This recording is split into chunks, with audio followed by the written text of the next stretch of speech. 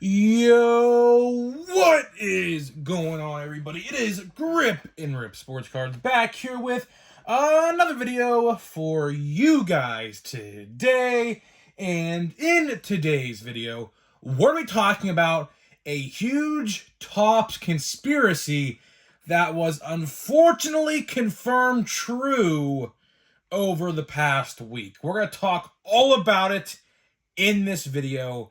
And I mean, we knew this problem persisted. We knew it is going on. We didn't we don't know how bad it is. But either way, we'll be talking about, that is right, we're going to be talking about fake autographs in the hobby and sports cards as a whole in this video. So before we get into that, thank you so much for joining me on this video today. Can we get a minimum of 100 likes on today's video, as that is the best way you can help me grow this channel, is by hitting that like button to show your support for all the content that we do make on a daily basis here on the channel.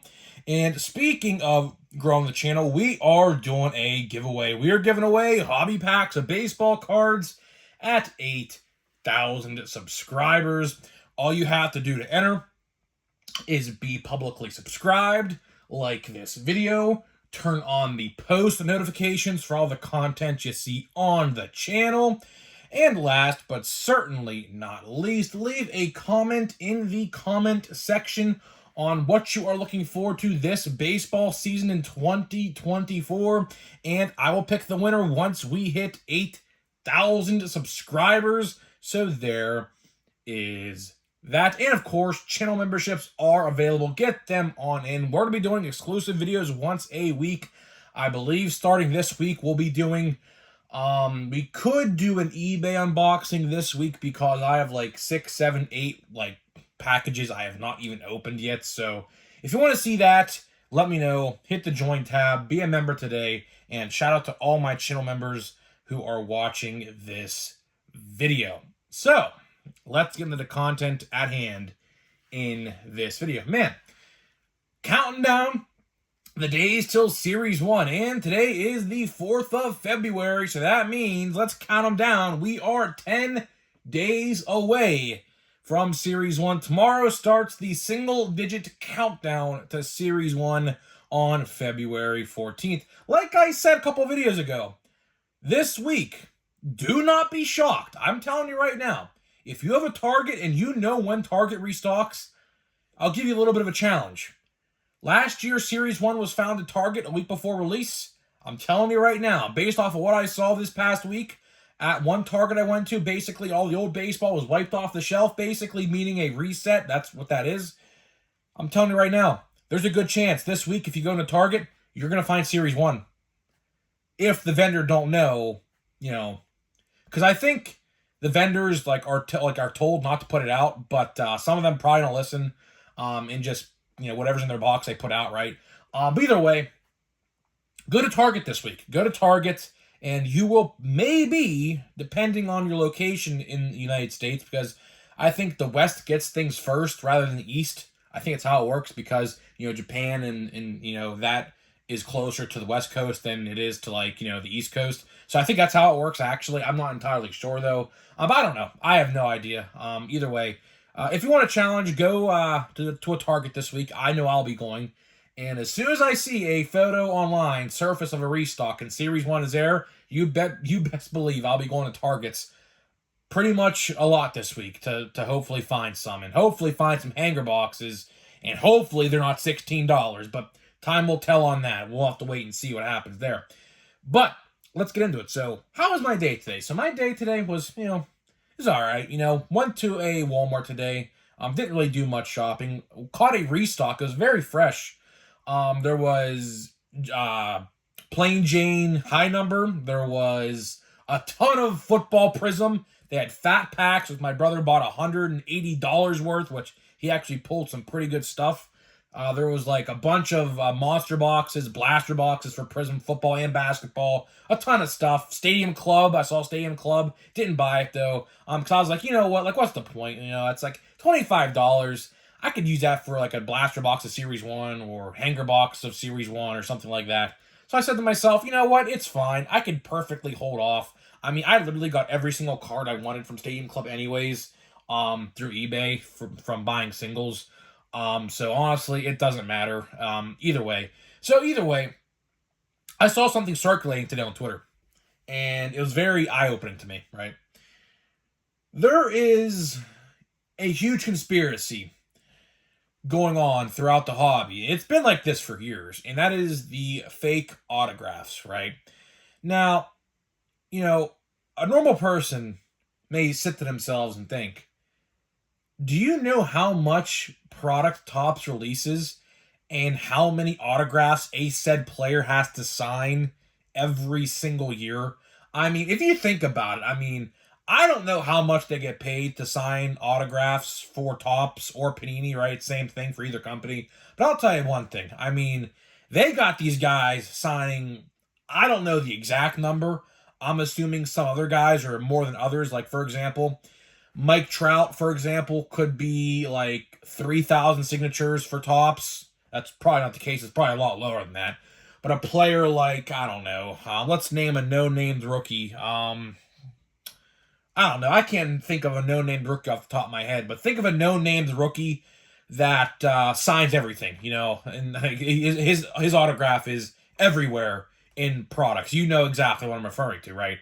So today, I saw a video of a old player admitting on a live stream or a video of himself on his YouTube channel.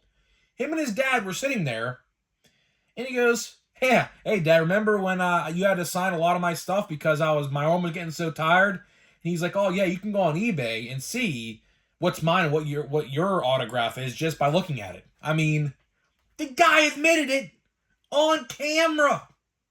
I mean, I'll say one thing. This is not new. I mean, this is not new at all.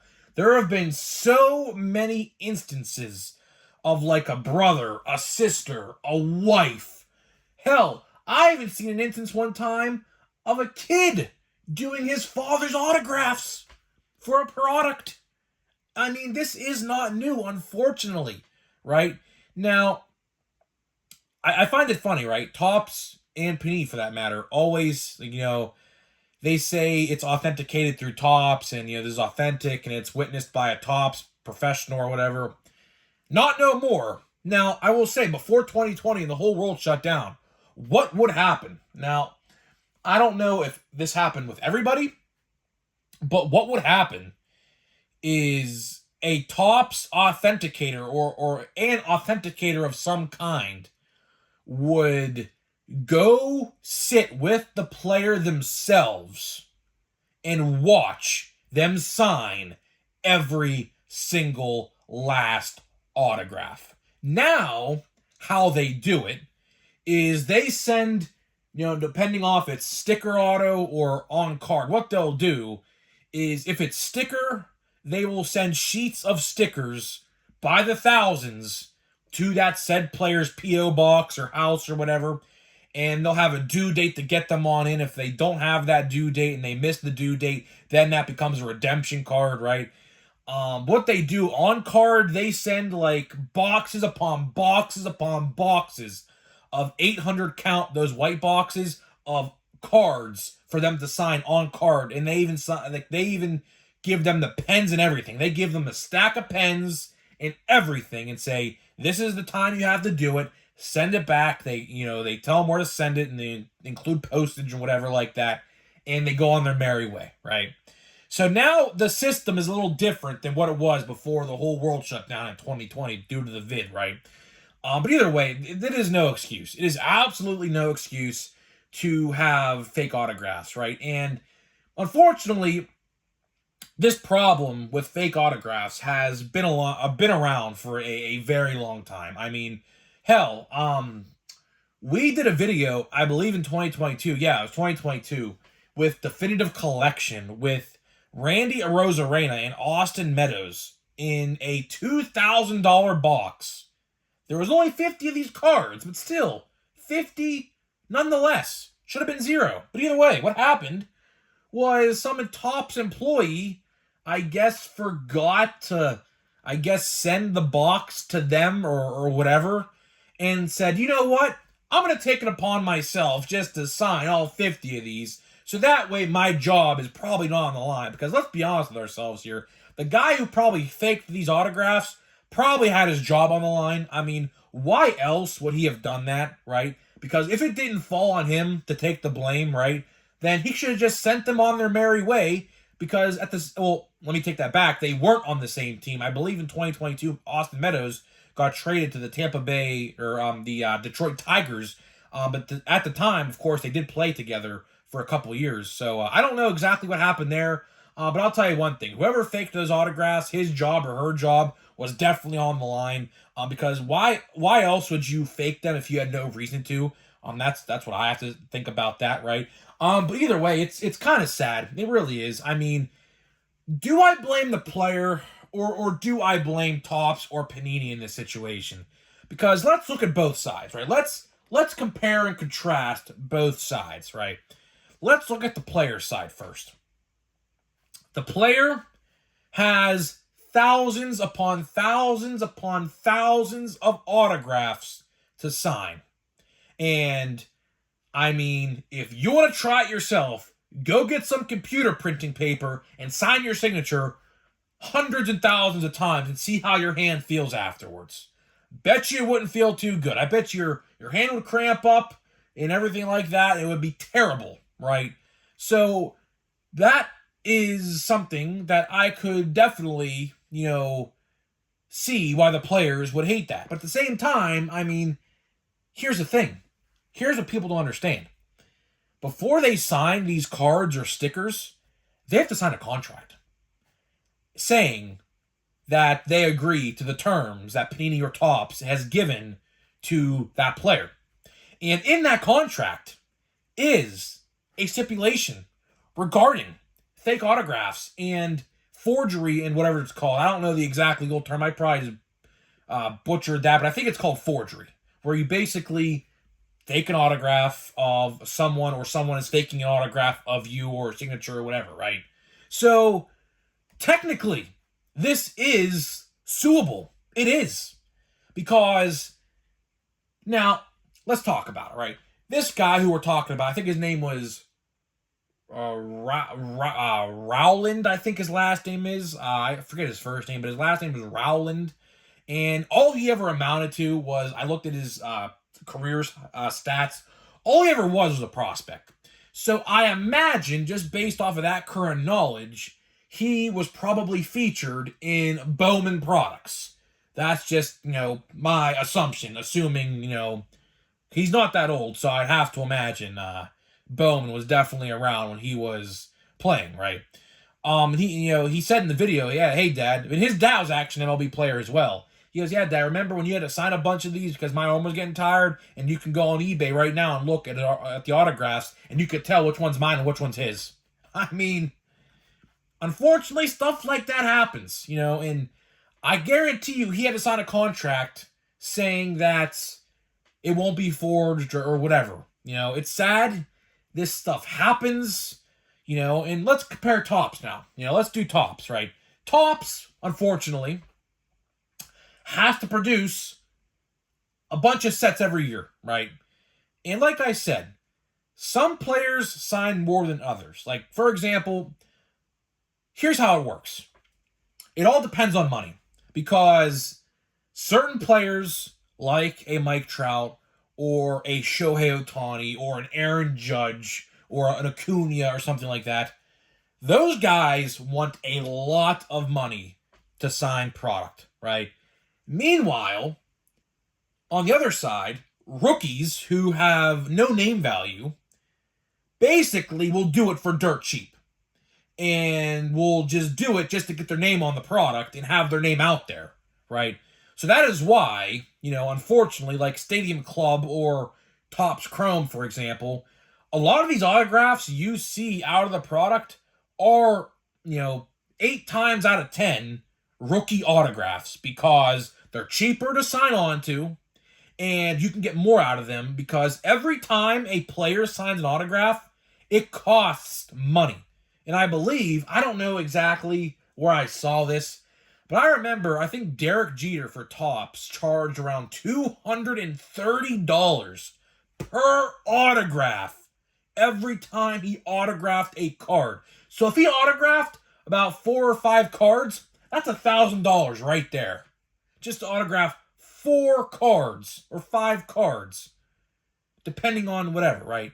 So as you can see, that is why a lot of rookies that are typically no-named have a lot of autographs, and maybe some rookies who have a higher name value, like an Adley or something like that, have less autographs because they're more expensive to sign. That's just how it is, unfortunately. And to wrap this video up here, it sucks that, players resort to this.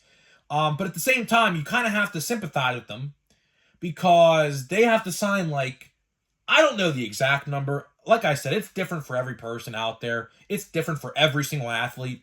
One rookie could probably sign 20,000 things in 1 year, while one rookie might have to only sign 10,000 or something like that, right? So it really ultimately, depends on the player. But either way, Topps definitely, they produce a lot of stuff. They do. And these guys probably, I can tell you right now, if I was sitting home on an off day, because here's the thing, right? Here's what people don't understand. They do these signings, they send the players stuff to be signed during the off season. So basically, imagine, because I imagine they have a long time to probably sit here and complete it all. Just imagine you're in the off season, relaxing, recouping your body for the upcoming season, right? And you got these big boxes at your doorstep. Oh yeah, it's Topps. We're gonna need you to sign all these by February 1st for us and send them back so we can make product out of them for the 2024 season. How would that make you feel? So you sit there every single day for a couple hours a day.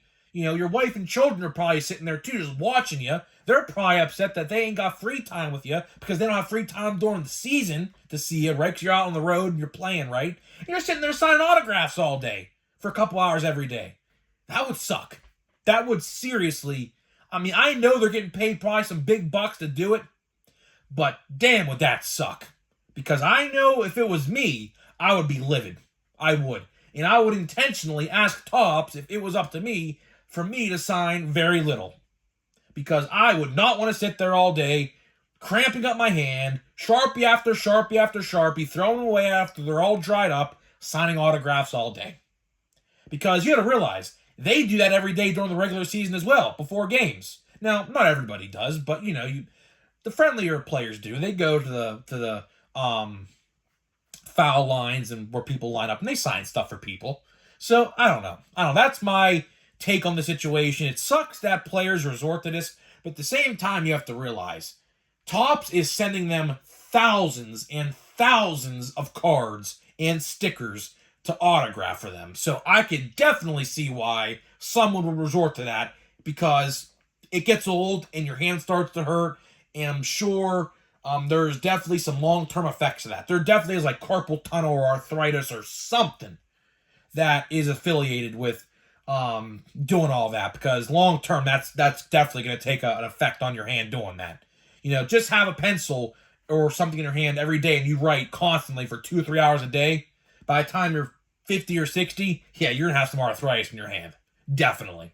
So either way, that's all I got for you. That is all I got for you in this video. Now, let's get into the pack and wrap this video up. Like I said, man, counting down the days till Series 1. Very excited. Very excited to finally open some 2024 stuff, man. So until then, I guess we have to open this. We have literally, Charlie Sheen, we have literally not pulled a singular good rookie aside from O'Neal Cruz in this entire box. And I think we have literally 1 or 2 packs left after today. Hey, look, is this Austin Meadows? Look at that. Austin Meadows. I was just talking about him in this video. Funny how that works, huh? Rookie of the Year, Jonathan India in 2021. Funny how that works, huh? Literally talked about him in this video, and I pull his card. Sometimes stuff like that happens. It's awesome to see. So either way, I'm getting out of here. Let me know what you think about this. Are you surprised? Are you not? Do you think maybe you have any fake autographs in your collection? Maybe, maybe not. I know I have definitely in the past.